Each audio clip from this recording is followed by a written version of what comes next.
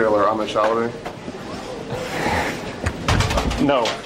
I mean, I'm, as you know, that's a matter that's being investigated.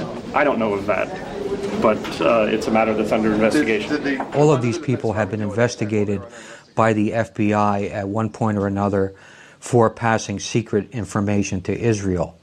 In no cases were any of them convicted because the prosecutions were dropped, in my opinion, because of political pressure not to get into this kind of case that involves Israel and espionage.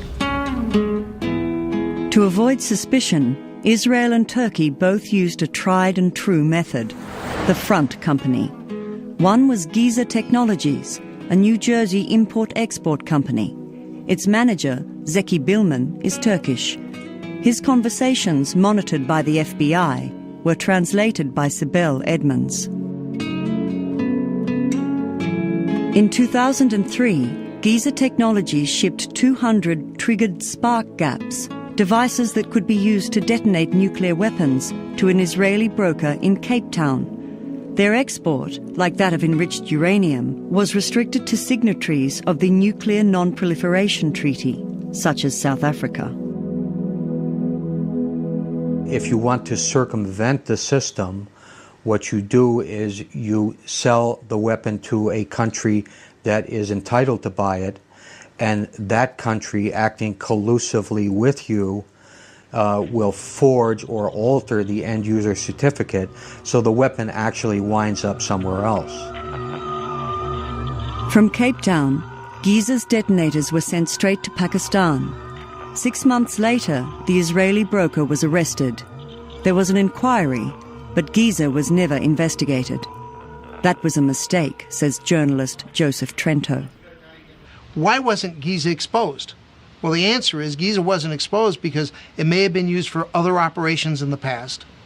It may have been a front for the U.S. intelligence service, most likely Israeli intelligence from the description of the people involved. While the United States and Turkey has had a very close relationship, there's no closer relationship than the United States and Israel. Now, why would the Israelis help the Pakistanis get parts for a bomb? Well, the only way they would do that is if the United States requested it.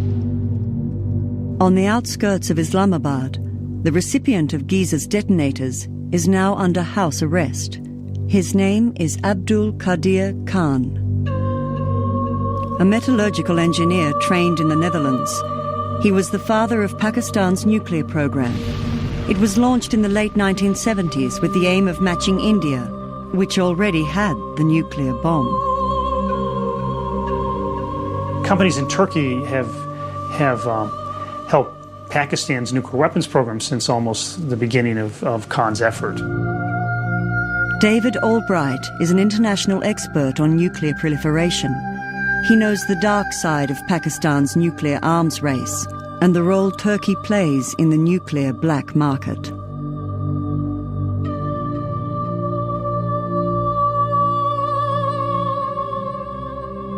Turkey's a NATO member, it's close to Europe. There are many exports to Turkey that receive very little scrutiny, and yet those exports were then transferred on to Pakistan. And so, and one of the things that has been very frustrating is that the United States government knew about these kinds of antics early on. In 1998, Pakistan carried out its first nuclear test. Abdul Qadir Khan became a national hero as the father of the Pakistani bomb. Or, as fundamentalists called it, the Islamic bomb. It's quid pro quo. Remember, the goal in the 1980s was to defeat the Soviet Union and use Pakistan as an aid to Afghanistan in making that happen. And the Reagan administration gave Pakistan anything it wanted.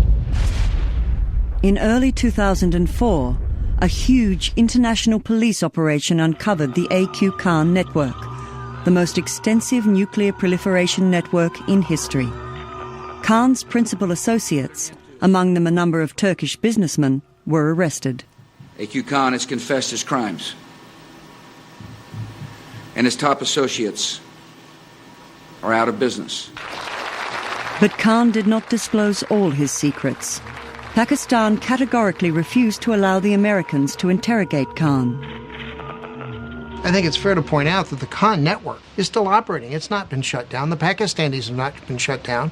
And top Pakistani officials, generals, public servants, etc., have been rewarded because of this activity.